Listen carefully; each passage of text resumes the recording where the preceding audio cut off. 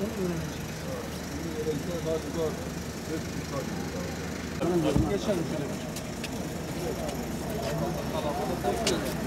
Gel hadi. Bir kişi daha. Siz seçin. Tamam. Acele etsinler biraz.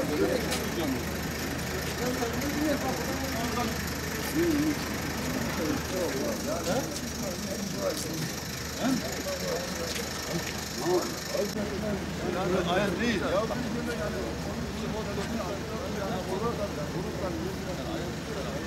Tamam.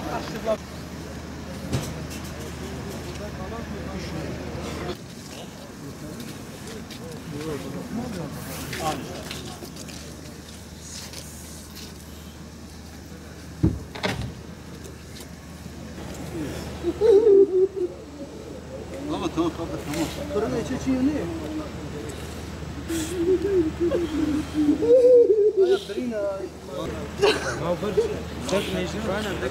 بريات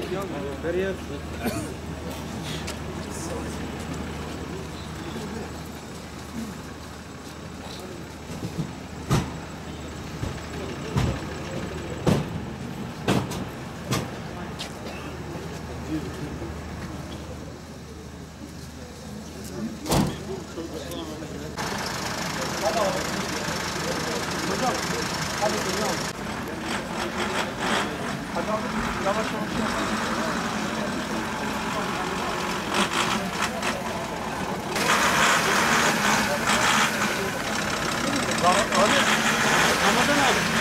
3 araba gidelim Konama.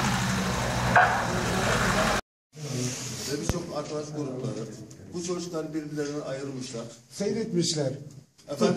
Seyretmiş. Hocam bir dinleyin. Tamam. Evet. Herkesin gözü önünde olmuş bu iş. Seyredince bir şey yok. Evet. Kapalı bir bölümü almışlar. Canlı bir bölümü almışlar bizim bu çocukları. Anlatabildim mi?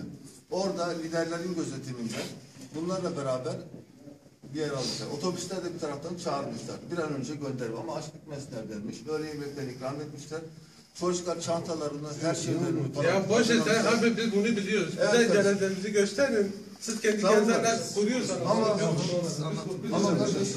daha sonra bir camların kırılması söz konusu. Ya boğazını kesmişler. Öyle bir şey yok. Öyle bir şey yok abi. Öyle bir şey yok. Herkes de seyretmiş. Yok öyle bir şey yok. Öyle bir şey yok abi.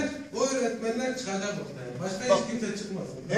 Yani sonuçta bu Tabii ki yani. Tabii ki. evrakla, imzayla Cesede teslim edilmiş. Arkadaşlar biz adli onlara emanet ediyoruz. Zaten bakacağız cenazemize bakacağız. Tabii ki. Boğazı kesilmişse göreceğiz.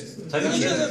Tabii ki yani. Bize öğretmen, o öğretmen oradaysa o Böyle bir şey yok. önce kavga etmişse İsterseniz niye öyle aile büyük arıyorsa öyle Şimdi gelin.